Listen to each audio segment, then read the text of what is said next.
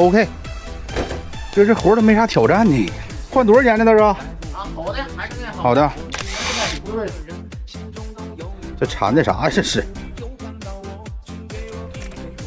老妹儿啊，给我拿条50块钱链子。这时候了还用电锯干啥呢？清理现场那个拉的木头。这个链子装着回去下熊用，拉点破树根啥的还能用。找陪练试试。我操，又长起来了。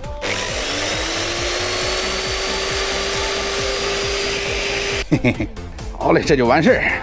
50块钱，我跟车上不走。那我回来了是啊，待会儿慢点切。